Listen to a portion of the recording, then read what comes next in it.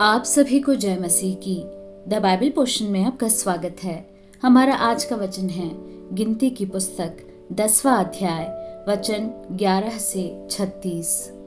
दूसरे वर्ष के दूसरे महीने के 20वें दिन को बादल साक्षी के निवास पर से उठ गया। तब इस्राएली सीने के जंगल से प्रस्थान करके निकले और बादल पारान नामक जंगल में ठहर गया। उनका प्रस्थान यहोवा की उस आज्ञा के अनुसार जो उसने मूसा को दी थी आरंभ हुआ। और सबसे पहले यहूदियों की छावनी के झंडे का प्रस्थान हुआ और वे दल बांध कर चले। और उनका सेनापति अम्मीनादाब का पुत्र नहशोन था और इस्साकारियों के गोत्र का सेनापति सुआर का पुत्र नतनेल था। और जबूलूनियों के गोत्र का सेनापति हेलोन का पुत्र एलियाब था।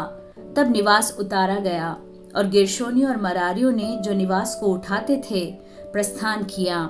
फिर रूबेन की छावनी के झंडे का कूच हुआ और वे भी दल बनाकर चले। और उनका सेनापति शदेऊर का पुत्र एलीशूर था। और शिमोनियों के गोत्र का सेनापति सूरीशद्दै का पुत्र शलूमीएल था। और गादियों के गोत्र का सेनापति दूएल का पुत्र एलियासाब था।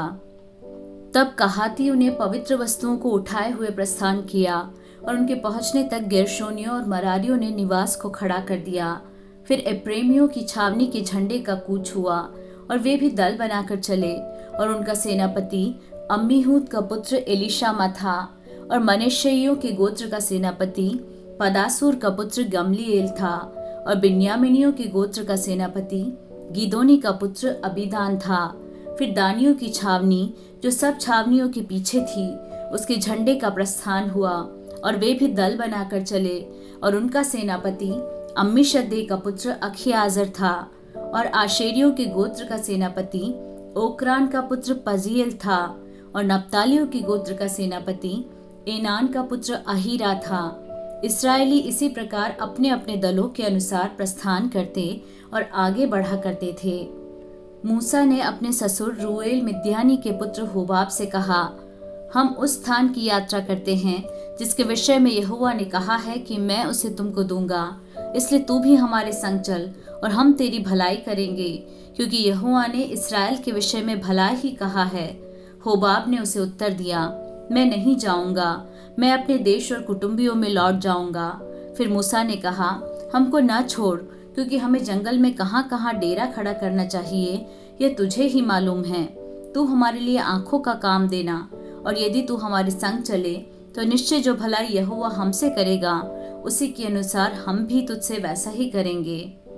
फिर इस्राएलियों ने यहोवा के पर्वत से प्रस्थान करके 3 दिन की यात्रा की। और उन 3 दिनों के मार्ग में यहोवा की वाचा का संदूक उनके लिए विश्राम का स्थान ढूंढता हुआ उनके आगे आगे चलता रहा। और जब वे छावनी के स्थान से प्रस्थान करते थे तब दिन भर यहोवा का बादल उनके ऊपर छाया रहता था। और जब जब संदूक का प्रस्थान होता था तब तब मूसा यह कहा करता था, हे यहोवा उठ और तेरे शत्रु तितर बितर हो जाएं और तेरे बैरी तेरे सामने से भाग जाएं।